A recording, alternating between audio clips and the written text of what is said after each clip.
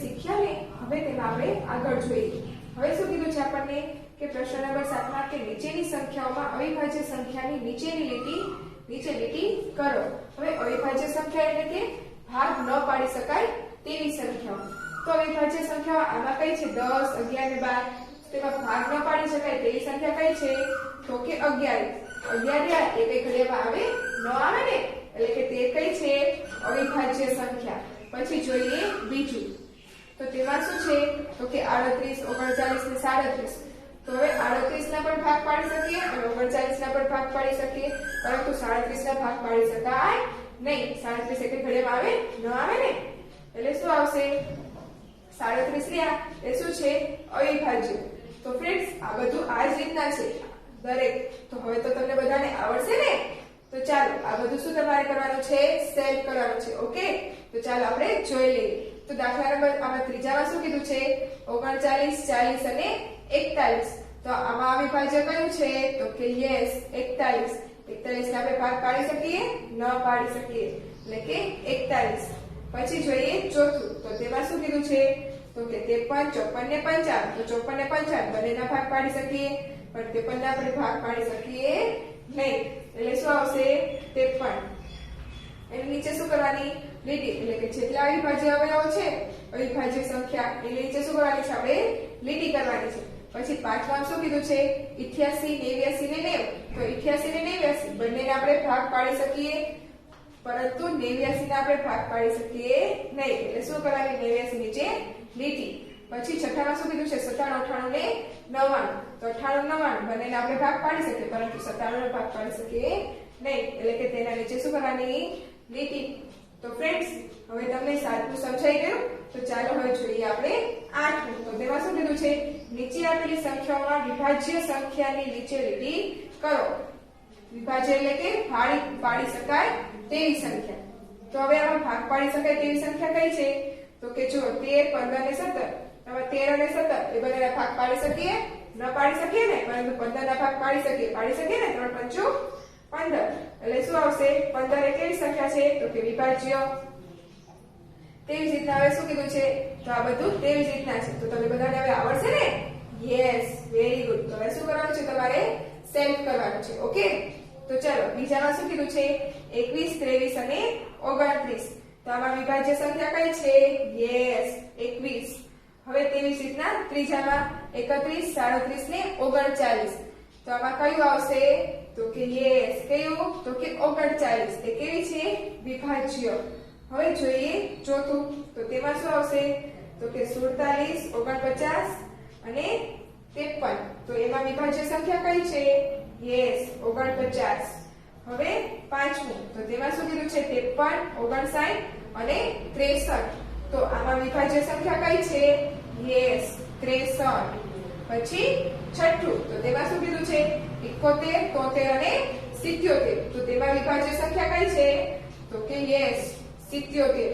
તો ફ્રેન્ડ્સ 7મું ને 8મું બધાને સમજાઈ ગયું ને યસ વેરી ગુડ। તો હવે પૂછવામાં આવે બધાને આવડે ને હા બધાને આવડશે। તો ચાલો હવે જોઈએ આપણે 9મું। તેમાં શું કીધું છે માંગેલી સંખ્યાઓ લખો। હવે આપણને શું સંખ્યા કીધી છે એ આપણે લખવાની છે। તો ચલો પહેલામાં શું કીધું છે તો કે 30 થી 40 વચ્ચેની એકી સંખ્યાઓ લખો। કેનાથી કેની વચ્ચેની તો કે 30 થી 40 વચ્ચેની શું લખવાની છે એકી સંખ્યાઓ। તો કઈ આવે 31, 33, 35, 37 ને 39। એ બધી કેવી સંખ્યા કહેવાય એકી સંખ્યા કહેવાય। એટલે કે કઈ કઈ આવશે તો કે 31, 33, 35, 37 ને 39। હવે જોઈએ આપણે બીજું તો તેમાં શું કીધું છે તો કે 61 થી 71 વચ્ચેની બેકી સંખ્યાઓ લખો। એટલે શું લખવાની સંખ્યા બેકી સંખ્યા। તો કઈ સંખ્યા આવે તો કે 62, 64, 66, 68 ને 70।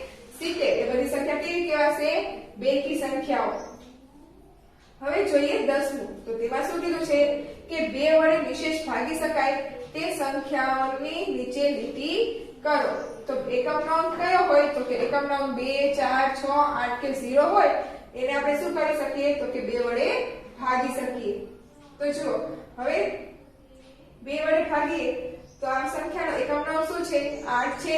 તો આપણે આને 2 વડે ભાગી શકીએ એટલે કે નીચે લીટી કરવાની હવે આનો એકમ નંગ શું છે 5, તો એને આપણે ભાગી શકીએ નહીં, એટલે શું કરવાનું કાઈ નહીં.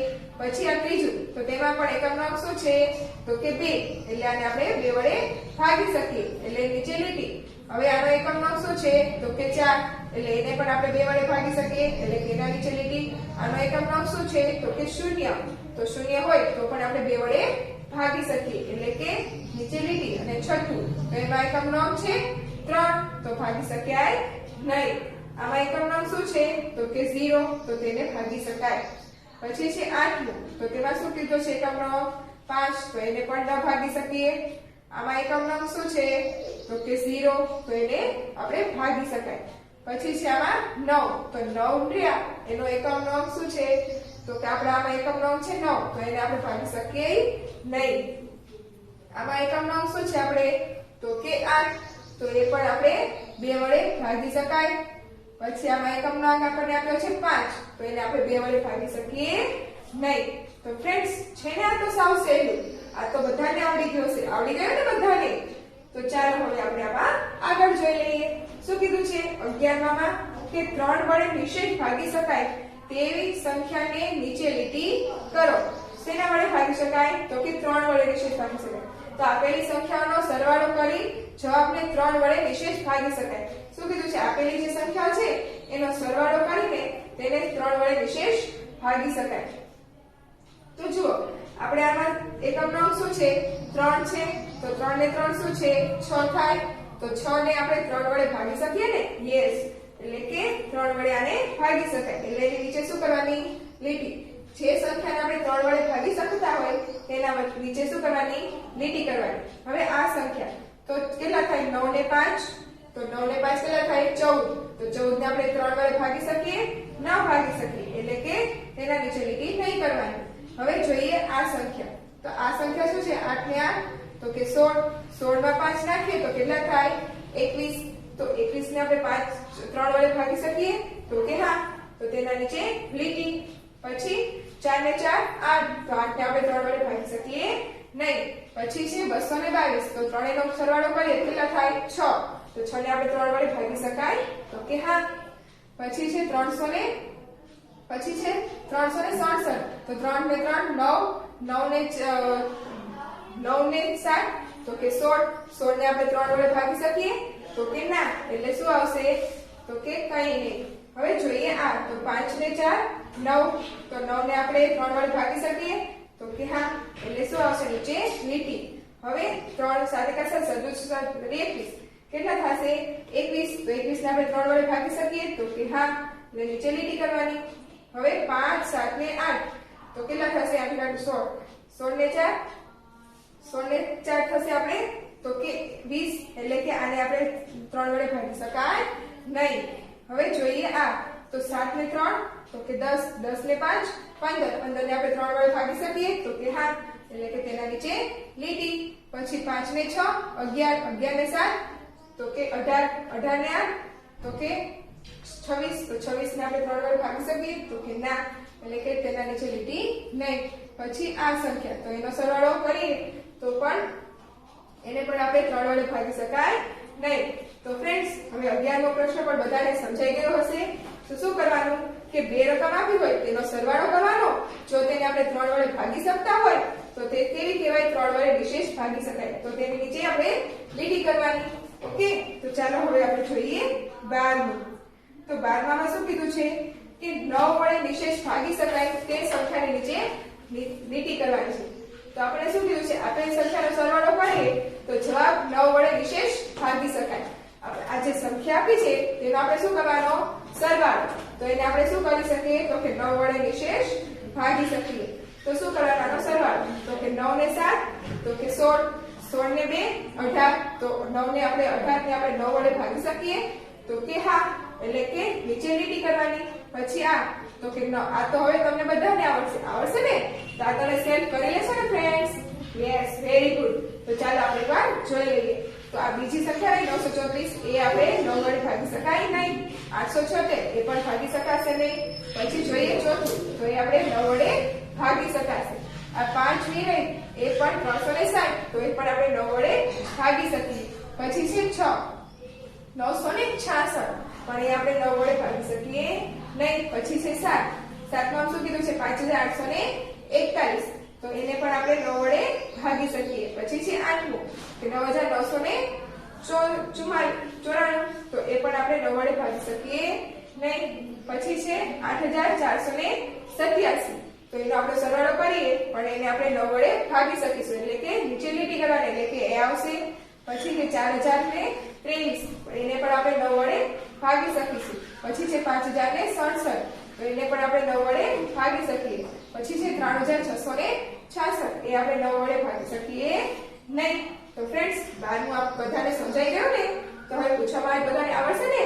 Yes, very good. તો ચાલો હવે જોઈએ આપણે 13મું. શું કીધું છે? 2 અને 3 વડે જે સંખ્યાઓને નિશેષ ભાગી શકાય તેને નીચે લીટી કરો.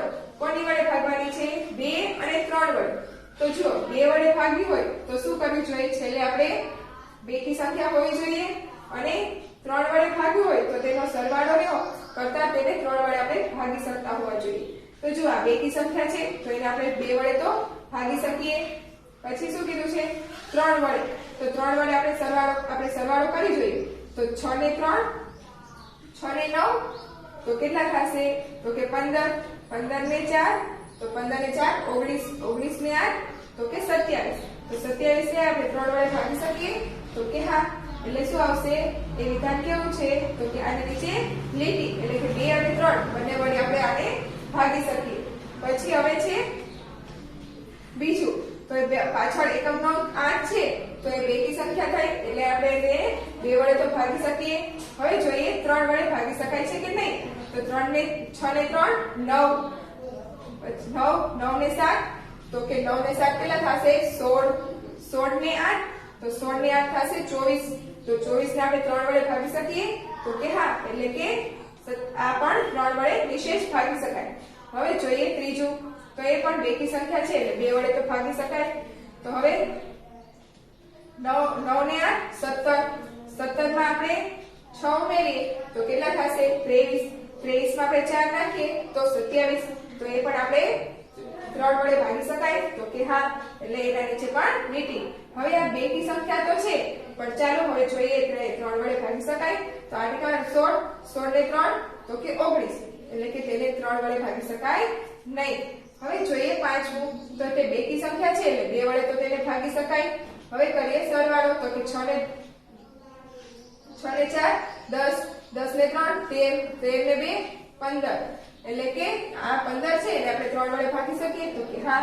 એટલે તેને નીચે લીટી. હવે આ 2 કી સંખ્યા નથી, એટલે 2 વડે ભાગી શકાય નહીં. તો ફ્રેન્ડ્સ, આ બધાને સમજાઈ ગયું ને? તો ચાલો હવે જોઈએ આપણે 15મું. તો તેમાં શું કીધું છે? 5 વડે નિશેષ ભાગી શકાય તે સંખ્યાઓને નીચે લીટી કરો. હવે 5 વડે ભાગવા માટે શું જોઈએ? તો કે એકમનો 5 અથવા 0 હોય તો આપણે તેને 5 વડે ભાગી શકીએ. તો જો આમાં એકમનો 0 છે તો આપણે 5 વડે ભાગી શકીએ, એટલે કે તેના નીચે લીટી કરવાની. પછી આનો એકમનો શું છે? 5, તો એને પણ આપણે 5 વડે ભાગી શકીએ, એટલે કે તેના નીચે પણ લીટી. આનો એકમનો શું છે? 3, એટલે કે તેને આપણે ભાગી શકીએ નહીં. હવે આનો એકમનો છે 0, તો એને પણ આપણે 3 વડે ભાગી શકીએ, એટલે કે તેના નીચે લીટી. આનો એકમનો છે 7, એટલે કે તેને ભાગી શકાશે નહીં. આનો એકમનો છે 3, એટલે કે તેને પણ ભાગી શકાશે નહીં. તો ફ્રેન્ડ્સ, અત્યાર સુધી જેટલું શીખ્યા બધાને સમજાઈ ગયું ને? આવડી ગયું ને બધાને? Very good. તો ચાલો હવે જોઈએ આપણે 15મું. 15માં શું કીધું છે? કે 10 વડે નિશેષ ભાગી શકાય તે સંખ્યા નીચે લીટી કરો. હવે 10 વડે ભાગી શકાય તો શું જોઈએ? એકમનો 0 હોય તો તેને આપણે 10 વડે નિશેષ ભાગી શકીએ. હવે આમાં એકમનો શું છે? તો કે 6, તો એને આપણે ભાગી શકીએ નહીં. આનો એકમનો શું છે? તો કે 5, એને પણ આપણે 10 વડે ન ભાગી શકીએ. આનો એકમનો શું છે? તો કે 0, એટલે કે તેને આપણે 10 વડે ભાગી શકીશું. હવે આનો એકમનો શું છે? તો કે 10, એટલે કે 0, એટલે કે તેને પણ આપણે 10 વડે ભાગી શકીશું. હવે આનો એકમનો શું છે? તો કે 5, તો એને આપણે 10 વડે ભાગી શકીએ નહીં. હવે આનો એકમનો શું છે? તો કે 5, તો એને પણ આપણે 10 વડે ભાગી શકીએ નહીં. કેમ? તો કે એકમનો 0 હોય તો જ આપણે તેને 10 વડે ભાગી શકીએ. એટલે કે કઈ સંખ્યા આવશે? તો કે 2000 અને 4040, 4070, એને જ આપણે 10 વડે ભાગી શકીશું, બાકી એક પણ સંખ્યા આપણે ભાગી શકીશું નહીં. ચાલો હવે જોઈએ આપણે 16. તો તેમાં શું કીધું છે કે 11 વડે નિશેષ ભાગી શકાય તે સંખ્યાઓની નીચે લીટી કરો. તો હવે એ કેવી રીતના ખબર પડશે કે 11 વડે ભાગી શકાય? તો કે જે સંખ્યા એકી હોય એને આપણે શું કરી શકીએ? તો કે 11 વડે નિશેષ ભાગી શકીએ. તો જો આપણે 44 જે સંખ્યા છેલ્લો આના ઘડિયામાં આવતો હોય એ રીતના, એટલે કે આપણે જોઈએ તો કે આપણે એમાં શું કરવું પડશે 11 વડે ભાગવા માટે? તો કે ભાગાકાર કરીને જોવું પડશે. તો ભાગાકાર કરીએ તો આપણે કેના વડે કરવાનો છે? તો કે 11 વડે. અને શું છે? 3894. તો ભાગાકાર કરવાનો તો શું થશે? 3 તરી 33, 11 તરી 33, 0 8 માંથી 3 જાય તો કેટલા બચે? તો કે 8 માંથી 3 જાય તો 4 5 6 7 ને 8 એટલે કે 5 બચે. ઉપરથી ઉતારો 9, 11 55, એટલે કે 0 ઉપરથી ઉતારો 4, નીચે આવે તો 11 44, એટલે કે આ 0 0 થઈ ગયો. એટલે આને આપણે 11 વડે ભાગી શકીએ. હવે તમને ખબર પડી ગઈ ને કેવી રીતના શોધવાનું છે? Yes, very good. તો હવે તમારે આ દરેકનો શું કરવાનો? ભાગાકાર કરતો જવાનો અને જે આપણે 11 વડે ભાગી શકતા હોય તેની નીચે લીટી કરવાની. ઓકે, તો જુઓ આમાં છે ને પહેલું, ચોથું, પાંચમું, છઠ્ઠું, સાતમું ને આઠમું એટલે આપણે 11 વડે ભાગી શકીશું. પછી બીજું, ત્રીજું, પછી 9મું અને 10મું એ આપણે 11 વડે ભાગી શકીશું નહીં. એટલે કે બીજું શું છે? 1238. તો એ 11 વડે ભાગી શકાશે નહીં. પછી છે 7634, 7654, પણ એ પણ આપણે 11 વડે ભાગી શકીશું નહીં. પછી છે 9438, તો એ આપણે 11 વડે ભાગી શકીશું. પછી છે 7392, તો એ પણ આપણે 11 વડે ભાગી શકીશું. પછી છે છઠ્ઠું 86856, એ પણ આપણે 11 વડે ભાગી શકીશું. પછી છે 74767, એ પણ આપણે 11 વડે ભાગી શકીશું. 65857, એ પણ આપણે 11 વડે ભાગી શકીશું. પછી છે 33111, એ આપણે 11 વડે ભાગી શકીશું નહીં. પછી છે 44022, 4,42,238, એ પણ આપણે 11 વડે ભાગી શકીશું નહીં. તો ફ્રેન્ડ્સ, અત્યાર સુધી જે શીખ્યા એ બધાને સમજાઈ ગયું ને? આમાં મેં જેટલા દાખલા કીધા તમારે જાતે કરવાના છે એ બધા કરી લેજો. ઓકે, તો ચાલો હવે આપણે આમાં આગળ જોઈ લઈએ. ઓકે.